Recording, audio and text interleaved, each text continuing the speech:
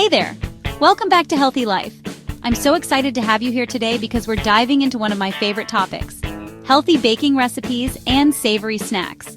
Whether you're looking for guilt-free treats to satisfy your sweet tooth or some wholesome savory bites to power through your day, I've got you covered. Now I know what you're thinking. Healthy baking? Does that even taste good? Trust me, it does. And the best part? These recipes are super simple, packed with nutrients, and perfect for anyone who wants to enjoy delicious food without compromising on health. So, grab your apron and let's get started. Oh, and don't forget to hit that like button and subscribe if you haven't already. It really helps the channel grow. Alright, let's jump into our first recipe.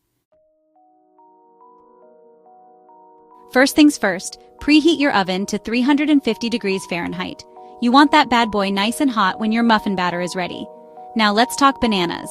2 bananas, slightly overripe, are what we're after. You want them soft and sweet, almost like banana bread. Now don't you dare even think about using a blender for this. Get your hands dirty. Mash those bananas up in a bowl until they're smooth. Next, add in a cup of rolled oats. We're going for texture and hardiness here, not some soggy mess. Now for the liquid. A 1/4 cup of almond milk should do the trick. And for a touch of sweetness, a tablespoon of honey or maple syrup. Don't even think about using that artificial sweetener rubbish. A pinch of cinnamon for warmth and because it just smells divine. And now for the secret weapon, a handful of dark chocolate chips. Listen, life's too short to be boring, right? Fold those chocolate chips in gently. We don't want to overmix the batter. Now grab your muffin tin and grease those bad boys up. We don't want any sticking. Pour that beautiful batter into the muffin cups, filling them about 2/3 of the way full. Remember, these babies are going to rise. Pop them in the oven for about 20 minutes. You'll know they're done when they're golden brown and a toothpick inserted in the center comes out clean. And there you have it. Soft, moist, and absolutely delicious banana oat muffins that are healthy enough to eat every day. Plus, they're kid-friendly, so the whole family can enjoy them. Alright, you lot, let's get down to business with these sweet potato brownies. Preheat your oven to 375 degrees Fahrenheit. We want it nice and toasty. Now grab yourself a medium-sized sweet potato. Give it a good scrub, prick it a few times with a fork, and pop it in the microwave until it's soft. We're talking about 5 to 7 minutes, depending on your microwave's power. Once it's cool enough to handle, scoop out the flesh and mash it up in a bowl. Now, for the dry ingredients. 1/2 cup of almond flour. It's gluten-free and adds a lovely texture. Next, a 1/4 cup of unsweetened cocoa powder. We're going for rich, dark chocolate flavor here. A 1/4 cup of maple syrup for sweetness and a hint of caramel. And a teaspoon of vanilla extract. Always use the real deal, none of that imitation stuff. A pinch of salt to enhance all the flavors. Now combine the mashed sweet potato with the dry ingredients and mix until everything is well combined. Don't overmix though, or you'll end up with tough brownies. Grease a baking dish. I like to use an 8x8 inch one and pour the batter in. Spread it out evenly with a spatula. Into the oven it goes for about 25 minutes. Keep an eye on it though. You'll know it's done when a toothpick inserted in the center comes out with a few moist crumbs attached. Let it cool completely before cutting into squares. These brownies are fudgy, rich, and totally guilt-free. They're perfect for when you're craving something sweet but still want to stick to your healthy lifestyle. Chapter 3. Right, you lot, let's crank up the heat.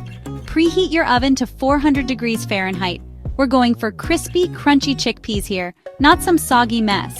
Now grab yourself a can of chickpeas, drain them, and give them a good rinse under cold water. Pat them dry with a kitchen towel. We want to get rid of as much moisture as possible. Now, spread the chickpeas out in a single layer on a baking sheet lined with parchment paper. Drizzle them with a tablespoon of olive oil and toss to coat.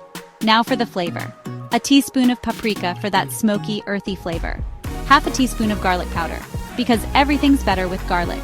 And of course, a pinch of salt and pepper to bring out all those lovely flavors. Give them another good toss to make sure the spices are evenly distributed.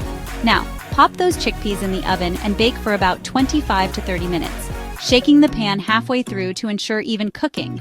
Keep a close eye on them towards the end. They can go from perfectly crispy to burnt in a flash.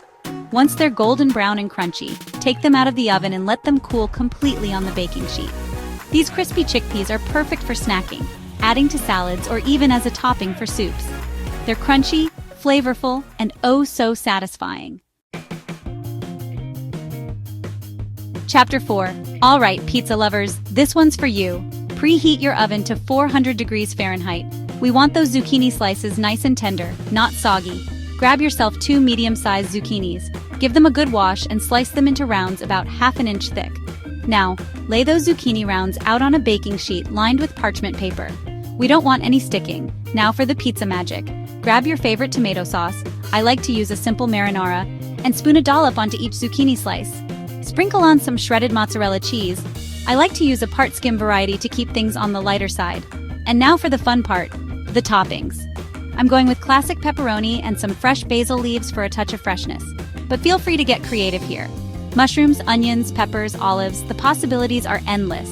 Pop those zucchini pizza bites in the oven and bake for about 10 to 12 minutes, or until the cheese is melted and bubbly and the zucchini is tender.